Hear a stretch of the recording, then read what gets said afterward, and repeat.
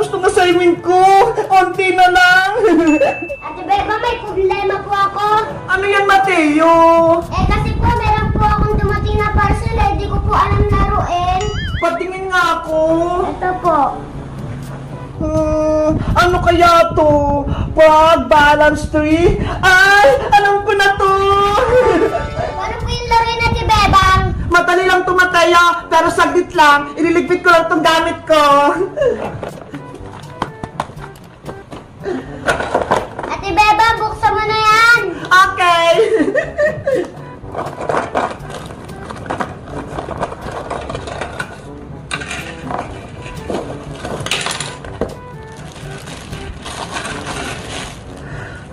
Hala! Ang bigat naman ito! Ang lilit ng mga plant! Ate Bebang, ayun po ata yung gagawin natin 3. Sige, gawin mo na nga, Mateo!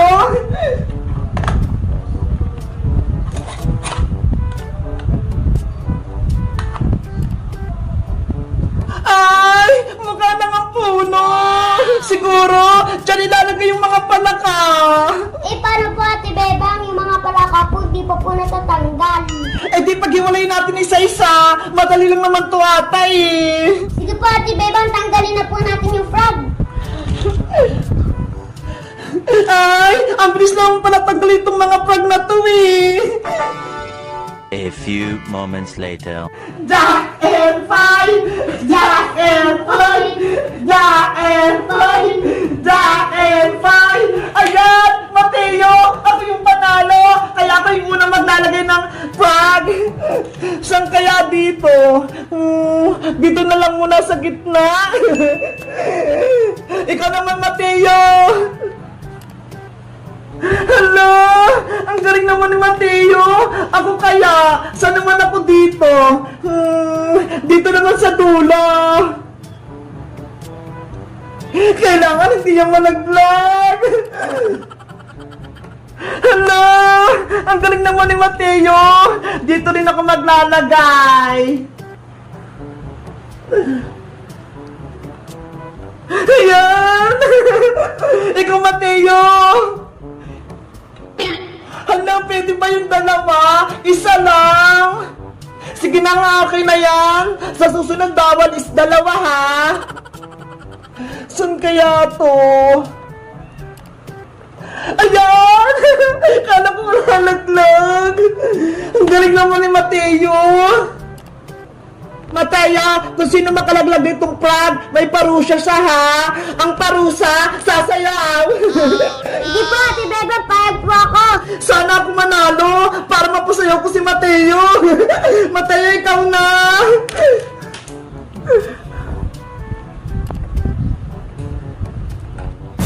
Hala!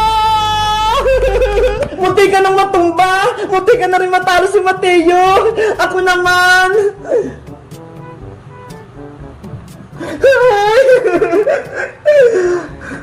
Hala!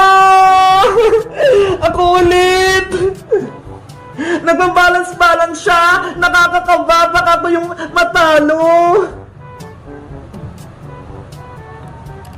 Ay! Ang galing naman ni Mateo! Kailangan ko itong malagay na hindi siya natutumba! Ayoko mapasayaw!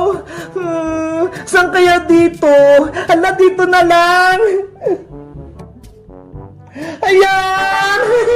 Mateo, ikaw na! Hala! Nakakakaba naman tong laro na to! Baka sa akin ako makatumba! Saan kaya to?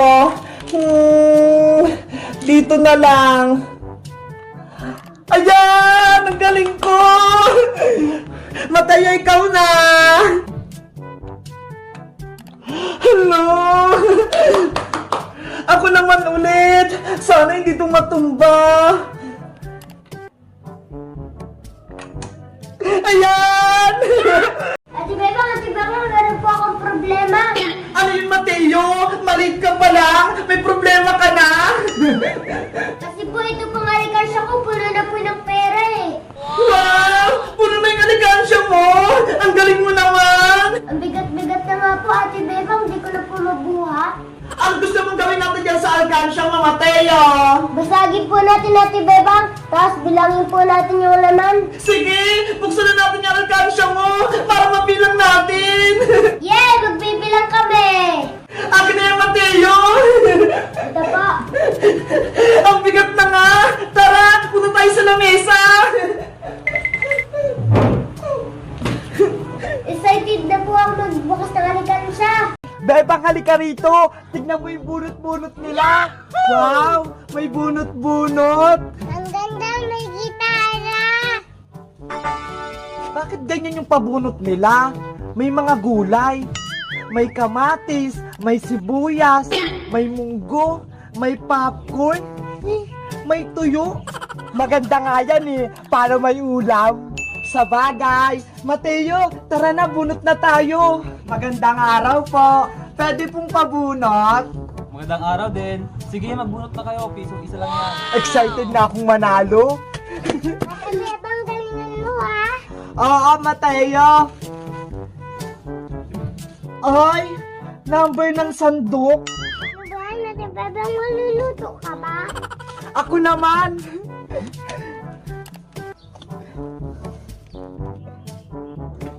Kamatis? What? Ang swerte mo naman, Iska. May kamatis ka na. Ayoko nga nito eh. Gusto ko to tong tuyo. Naman ang bubunot. Ano ba yan? Bawang?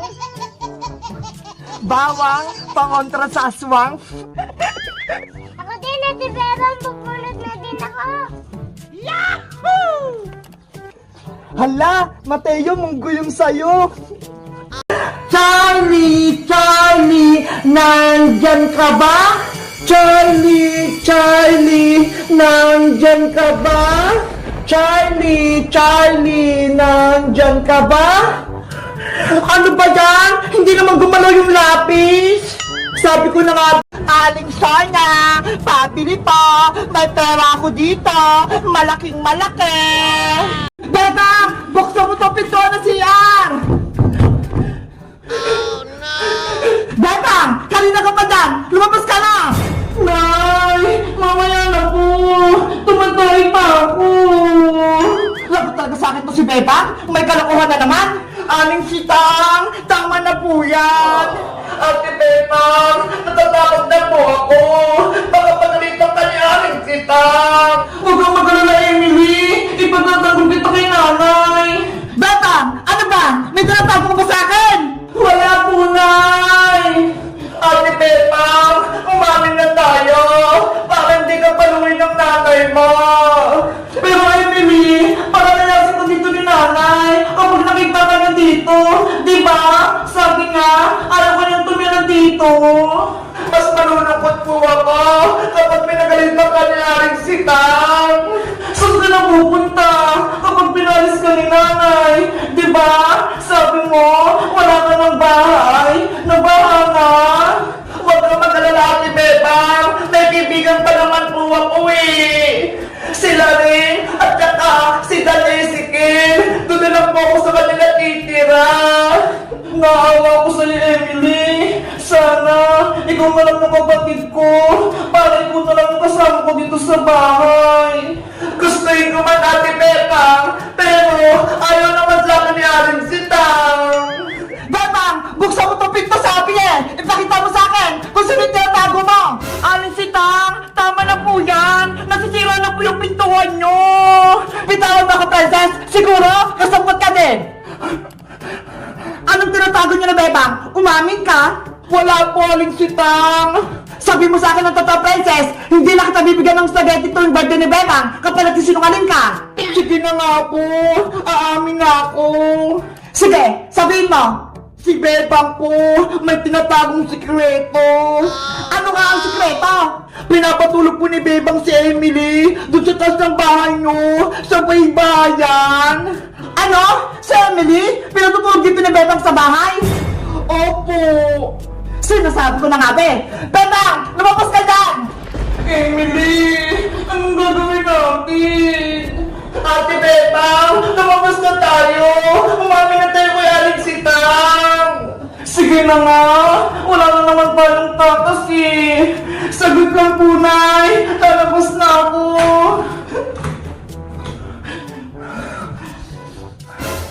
Nay! Aling sitang!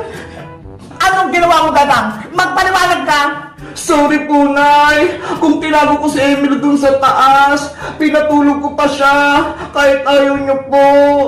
Aling sitang, sana, mag niyo pong pagalitan si Ate Bebang. Wala naman po siya kasalanan eh. Pasensya po, kung kay Ate Bebang po ako humingi ng tulong para meron po akong matuluyan.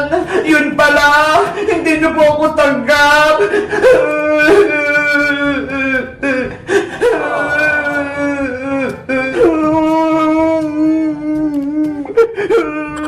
Sorry po talaga, Aling Sitang. Alis na po ako. Kung palalayasin niyo po na si Emily, sasama po ako sa kanya para meron pumuprotekta kay Emily. Ako din po, Aling Sitang. Sasama ako sa kanila bilang kaibigan ni Emily pati ni Bebang. Susuporta ako sa kanila. Tumahimik! Bebang anak, huwag na kayong umalis. Tatanggapin ko na si Emily. Dito na siya sa ating bahay. Talaga po, Nay? Oo, dito na siya matutulog at titira. Salamat po, Aling Sitang.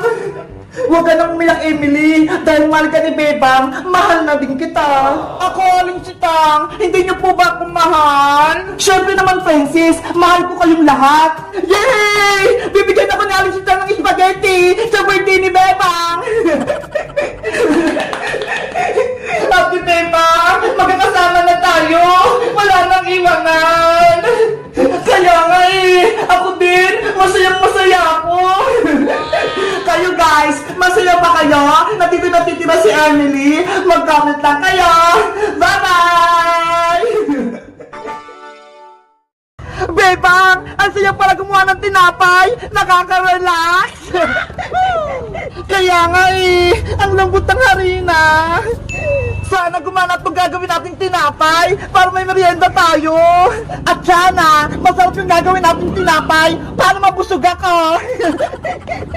Oo naman, Iska, Princess, makagawa tayo ng tinapay. Tsaka, pwede natin itong kainin. Malinis naman kasing ginagawa natin eh. Sa tingin mo, Bebang, pwede na kaya itong ginawa kong do? Ayos na yan, Iska! Pwede na natin ilagay sa oven para makaluto na tayo! Yay! Magluluto na kami ng tinapay! Etong tinapay ko ako unang lulutuin! Sige, mauna ka na! Mamaya na kami ni Princess!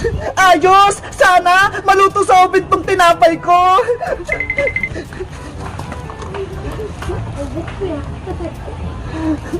Ilang minuto maluluto yan, Iska! Sakit lang to, Princess! Kapag tumunog na yung oven, ibig sabihin, luto na! Ganun ba? Hindi ko alam eh! Ayun! Tumunog na! Luto na yung tinapay! Buksan mo na yun, Iska! Dahan-dahan ka lang ha! Para hindi ka mapasok! Wow! Naging tinapay nga! Umansa at naluto! Ang galing! May tinapay na si Iska! Nakakatakam naman! Bebang! Ikaw na yung sunod! Lutuin mo na yung tinapay mo! Okay! Ako naman!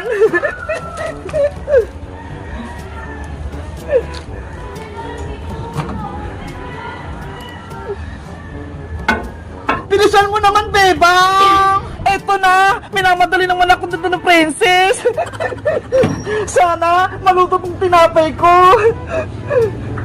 Sigurado, maganda din yung tinapay mo, Bebang! Ayan! Nagsisimula na magluto yung oven!